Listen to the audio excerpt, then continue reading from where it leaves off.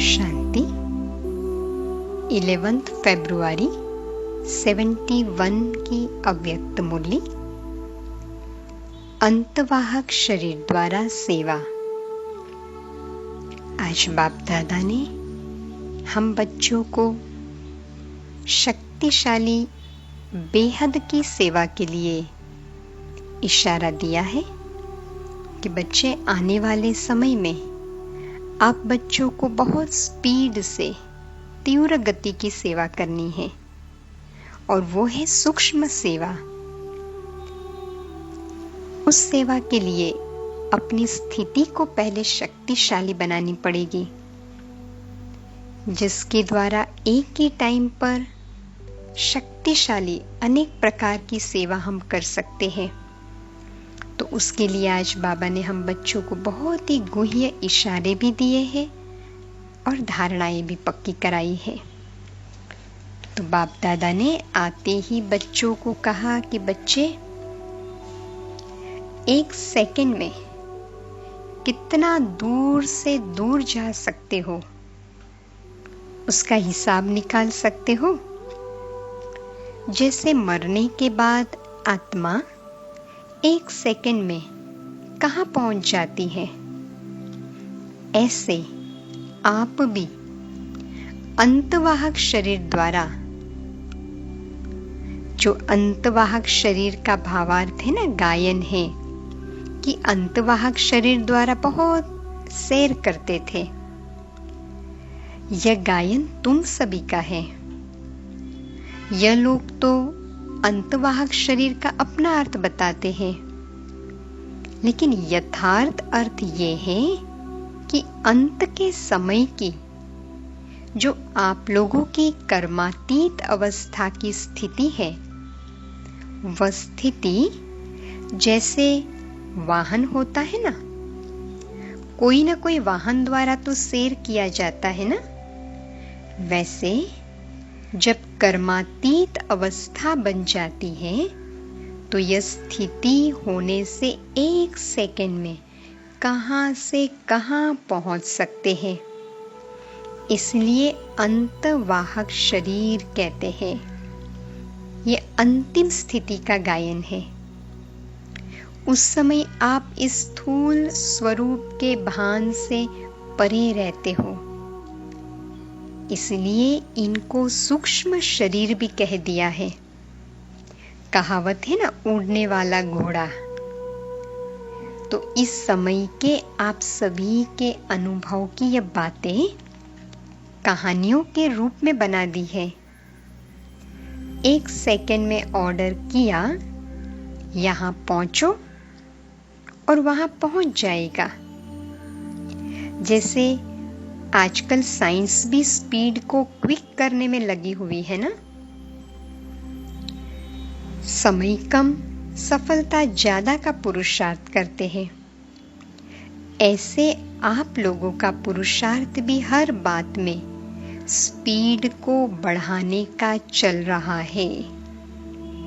और जितनी जितनी जिसकी स्पीड बढ़ेगी, उतना ही अपने फाइनल स्टेज के नजदीक आ जाएंगे, स्पीड से स्टेज तक पहुंचेंगे।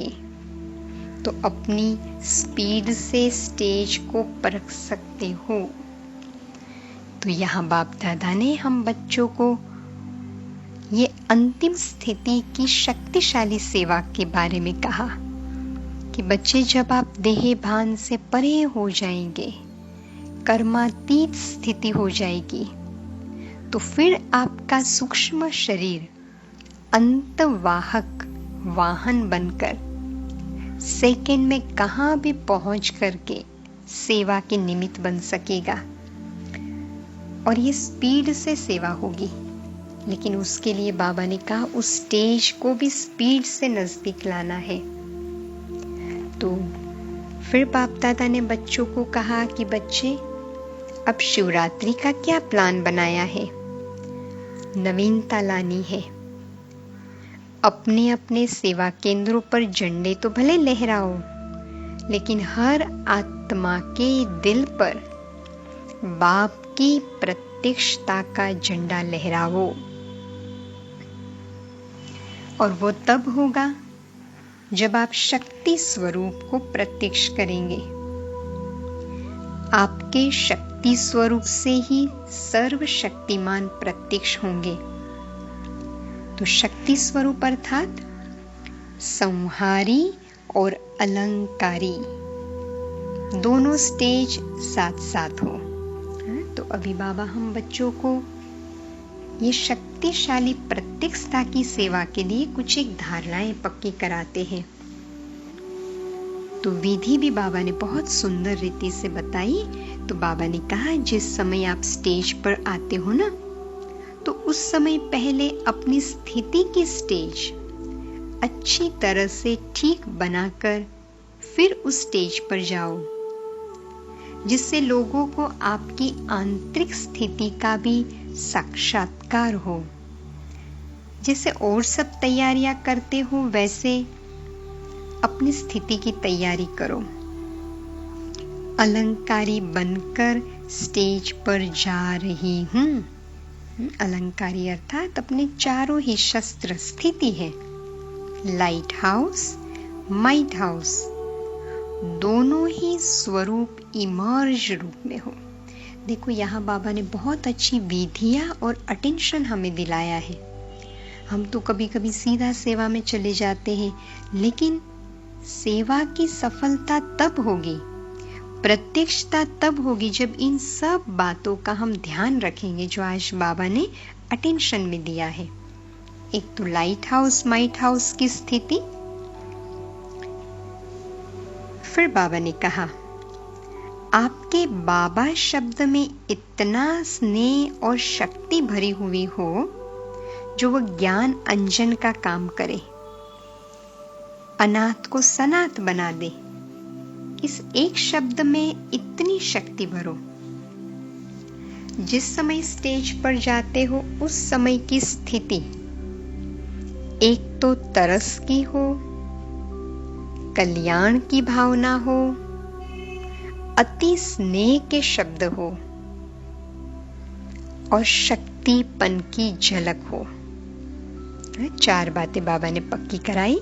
तरस की भावना, कल्याण की भावना, अति स्नेह वाले शब्द हो और शक्तिपन की झलक हो। अपनी स्मृति और स्थिति को ऐसा पावरफुल बनाकर ऐसे समझो कि अपने कई समय के पुकारते हुए भक्तों को अपने द्वारा बाप का साक्षात्कार कराने के लिए जा रही हूँ। कितनी बाबा ने अच्छी स्मृति दी। इस रीति से अपने रूहानी रूप, रूहानी दृष्टि और कल्याणकारी वृत्ति द्वारा बाप को प्रत्यक्ष कर सकेंगे। सिर्फ भाषण की तैयारी नहीं करो,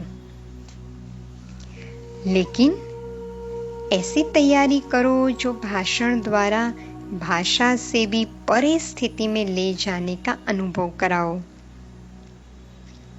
रूहानी आकर्षण स्वरूप की स्मृति में रहने की तैयारी, इस पर अटेंशन अब ज्यादा देना है। तो बाबा ने विशेष ये बात पक्की कराई कि अपनी आंतरिक स्थिति स्मृति से रूहानियत का आकर्षण बढ़ाना है, तो हरेक के दिल पर बाप के संबंध के स्नेह की छाप लगा सकेंगे। फिर दूसरा बाबा ने कहा कि देखो मधुबन वाले क्या सर्विस करेंगे। मधुबन वालों को उस दिन खास बाप दादा वतन में आने का निमंत्रण दे रहे हैं। शाम को 7 से 9 बजे तक ये 2 घंटे जैसे संदेशियों को ले जाते हैं ना, सैर कराते हैं, वैसे आपको भी कराएंगे। लेकिन उस समय, उस दिन इस स्थूल देह से परे अव्यक्त वतनवासी समझकर बैठेंगे ना, तो सारे दिन में सब अनुभव करेंगे।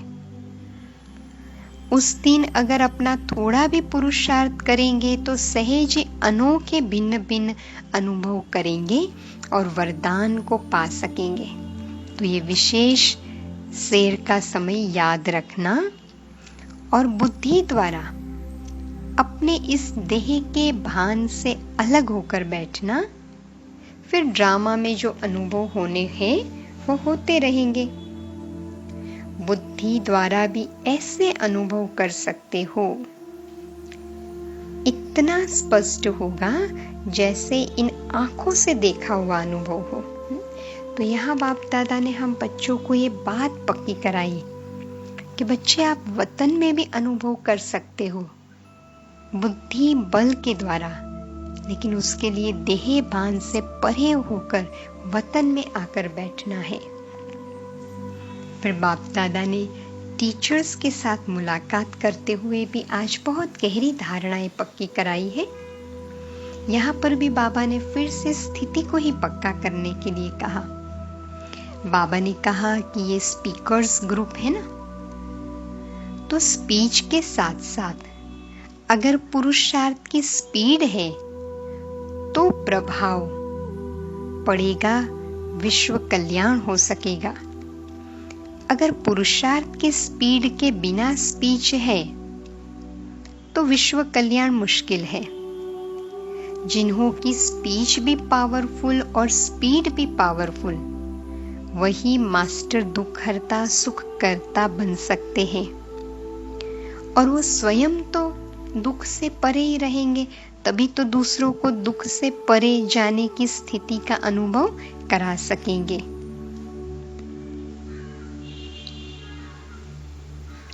स्पीकर को जिस समय कोई स्थूल स्टेज पर जाना होता है तो पहले अपनी स्थिति की स्टेज को तैयार करना है। जैसे स्टेज पर स्पीच करने वाले को स्पीकर कहते हैं ना, तो स्थूल स्टेज तैयार करने के साथ साथ अपनी स्थिति की स्टेज को सदैव तैयार रखना है। उसके लिए इतना पुरुषार्थ करते हो जितना उस स्टेज को तैयार करने में करते हो। बाबा ने बहुत बड़ा गुह्य सवाल पूछा कि जैसे हम प्रोग्राम के लिए स्टेज बनाते कितनी तैयारी करते हैं ना, छोटी छोटी बातों का ध्यान रखते, ये न भूल जाए, अच्छा लगना चाहिए। तो बाबा ने कहा कि उतना ही अपनी खुद की स्थिति की स्टेज बनाने की तैयारी या पुरुषार्थ करते हो। ऐसी पावरफुल स्टेज पर ठहर स्पीच करने वालों का यहाँ यादगार है आबू में गौमुख। वैसे तो बाप का यादगार है, लेकिन स्पीकर का भी काम मुख से है ना। ऐसे जो श्रेष्ठ स्टेज पर ठहर कर स्पीच करते हैं उसकी ही तो यादगार है मुख के द्वारा ज्ञान देने की। तो ऐसी तैयारी करो, सदैव एवर रेडी स्टेज हो।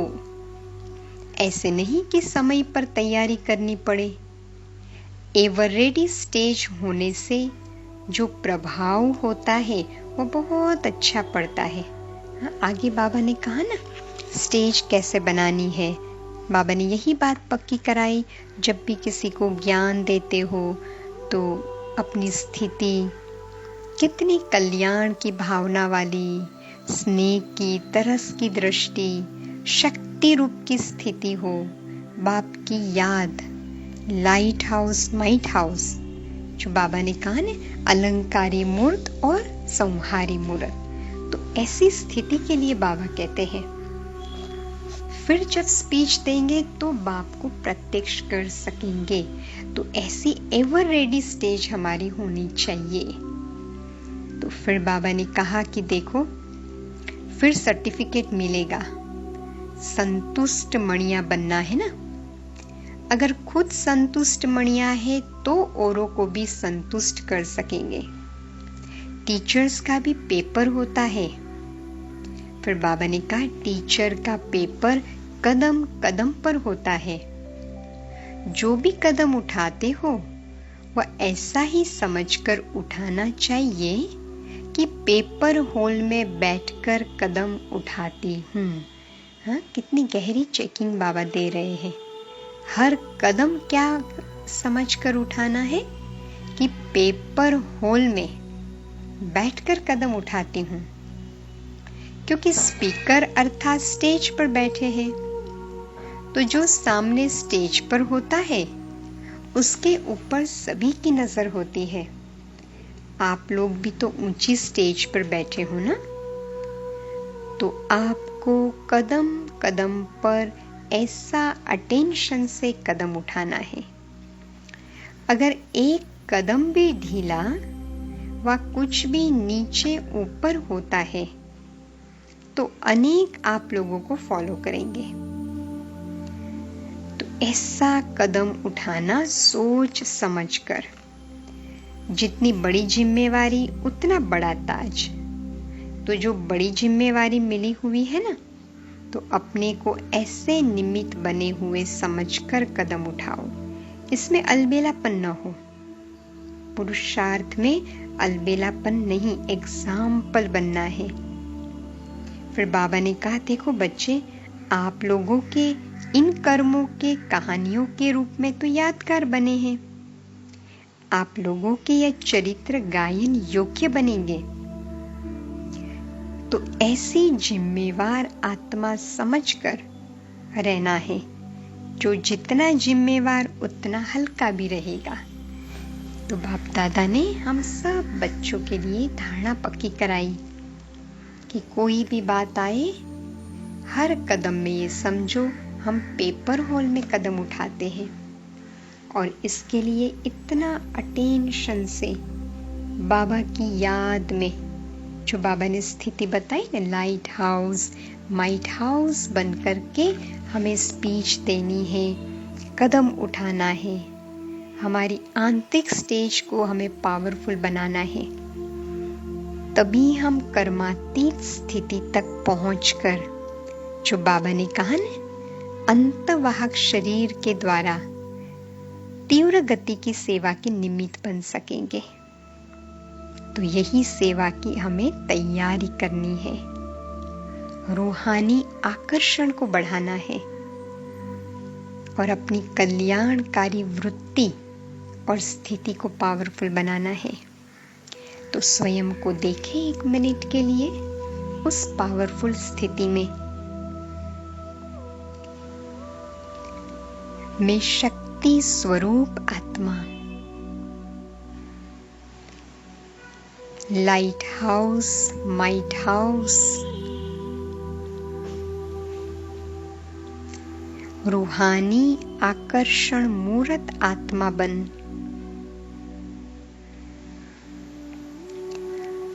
अपनी कल्याण की स्नेह की वृत्ति द्वारा सबको साक्षात्कार कराना है।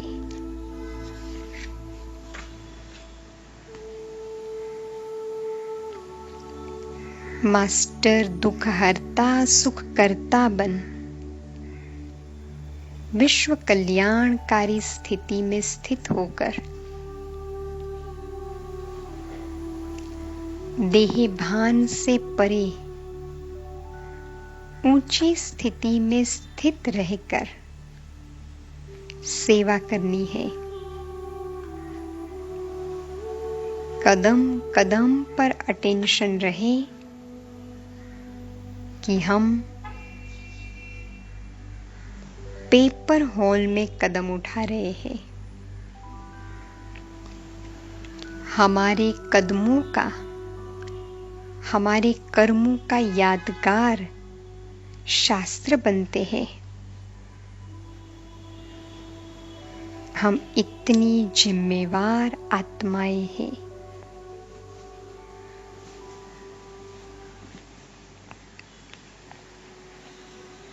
ओम शांति।